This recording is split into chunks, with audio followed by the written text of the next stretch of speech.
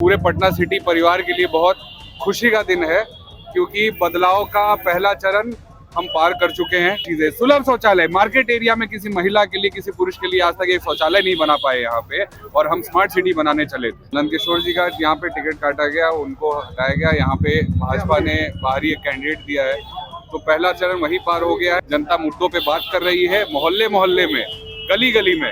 आप अगर जनता से जाके बात करेंगे तो वो अपने मुद्दों पे आ चुकी है, और इस बार बरगलाने वाली राजनीति नहीं चला चल रहा। आप 14 नवंबर को देखेंगे, जब जनता विकास चुनेगी, इस बार जनता अपनी भलाई चुनेगी, जनता अपने बच्चों की तरक्की। पटना साहिब विधानसभा क्षेत्र से कांग्रेस प्रत्याशी शशांक शेखर ने आज अपना नामांकन कर लिया।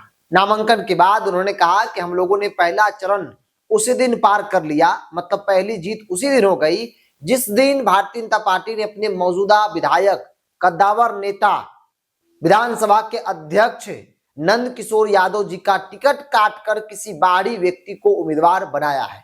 दूसरा चरण हम लोग पार कर रहे हैं, और तीसरा चरण आपको 14 तारीख को पता चल जाएगा, जब जनता विकास को चुनेगी। नामांकन के बाद क्या कुछ कह रहे शशांक शेखर, उनके पूरे बयानों को आप पहले सुनिए। देखिए, आज सिर्फ मेरे लिए नहीं या मेरे परिवार के लिए नहीं, पूरे पटना सिटी परिवार के लिए बहुत खुशी का दिन है, क्योंकि बदलाव का पहला चरण हम पार कर चुके हैं।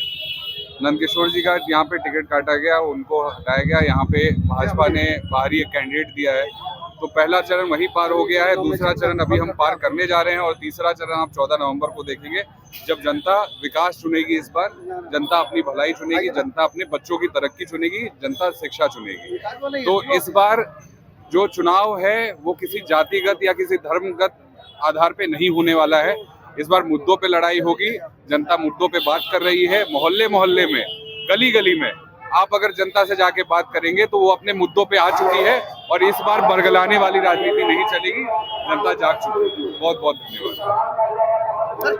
उनका समय खत्म हो जाएगा, इतने मुद्दे हैं। आप कभी आइए, और 1-2 दिन में क्या क्या ठीक करना है उस पर भी हम एक वार्ता करेंगे, आप लोगों को उसमें बुलाया जाएगा। तो जो मुद्दे हैं, अब वो अगर मोटा मोटा आपको बताऊं तो शिक्षा से लेके गली सड़क नाला सफाई, सुरक्षा, और आपका मतलब छोटी छोटी चीजें, सुलभ शौचालय मार्केट एरिया में किसी महिला के लिए, किसी पुरुष के लिए आज तक एक शौचालय नहीं बना पाए यहाँ पे, और हम स्मार्ट सिटी बनाने चले थे।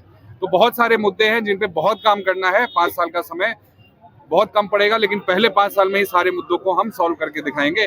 ये हम अपना टारगेट लेके चलेंगे। तो आपने सुना कांग्रेस महागठबंधन के प्रत्याशी शशांक शेखर को, जिन्होंने साफ तौर पे कहा कि लड़ाई है विकास को लेकर।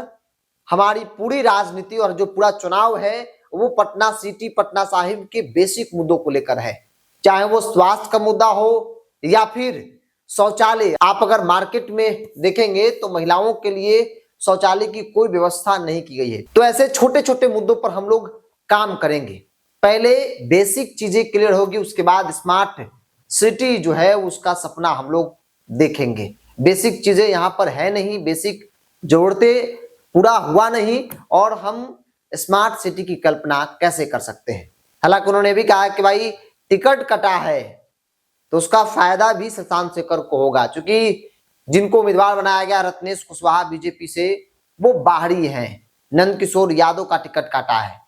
नंदकिशोर यादव बीजेपी के कद्दावर नेता, मौजूदा विधायक, कई बार के विधायक, उनका टिकट काटा है। तो राजनीतिक तौर पे कहा जा रहा है कि इसका फायदा महागठबंधन को जरूर होगा, क्योंकि वहां पर यादवों की बड़ी आबादी है। और आमतौर पर बीजेपी इसलिए भी जीत जा रही थी क्योंकि यादव का वोट बीजेपी अपने पक्ष में आसानी से कर ले रही थी। महागठबंधन की तरफ से यादव कैंडिडेट नहीं दिए जा रहे थे, जिसका नुकसान हो रहा था। इस बार कांग्रेस ने यादव कैंडिडेट दिया है। महागठबंधन से शशांक शेखर पढ़े लिखे युवा, लंबे वक्त से संघर्ष कर रहे थे, पार्टी ने उनको उम्मीदवार बनाया है। और जातीय समीकरण के हिसाब से देखेंगे तो ऑलरेडी महागठबंधन का कैडर वहां पे मजबूत है, और ऐसे में अगर यादव, मैक्सिमम यादव इधर आ जाएंगे, क्योंकि अब तो तस्वीरें साफ है, यादव महागठबंधन को वोट करेंगे, क्योंकि सामने कैंडिडेट कुशवाहा है। पहले नंदकिशोर यादव को देखकर लोग वोट करते, तो इसलिए नंदकिशोर यादव चुनाव जीत भी जा रहे थे। लेकिन इस बार बीजेपी का जो गढ़ कहा था पटना साहिब, इस बार उस गढ़ में न सिर्फ सिंधवाड़ी बल्कि चारों खाने चित बीजेपी इस वक्त नजर आ रही है, क्योंकि जिनको उम्मीदवार बनाया गया वो बाहरी है। जैसा कि उन्होंने कहा, ये लगातार क्षेत्र में लगे थे पिछले कई सालों से, युद्ध स्तर पर इनकी तैयारी चल रही थी। इनको उम्मीद भी था कि पार्टी इनको उम्मीदवार बनाएगी और पार्टी ने इनको उम्मीदवार बनाया भी। आज उन्होंने अपना नामांकन किया शशांक शेखर कांग्रेस के टिकट पर महागठबंधन के उम्मीदवार बनाए गए और जिन्होंने नामांकन किया है, नामांकन के बाद उन्होंने कहा कि एक लड़ाई हम लोगों ने जीत ली, दूसरी लड़ाई लड़ रहे हैं और तीसरा 14 तारीख को आप लोगों को परिणाम पता चल जाएगा जब जनता विकास को चुनेगी। बहरहाल आप क्या मानते हैं, आप विचार को कमेंट बॉक्स में रखिए। इस पूरी रिपोर्ट में इतना ही, बहुत बहुत धन्यवाद।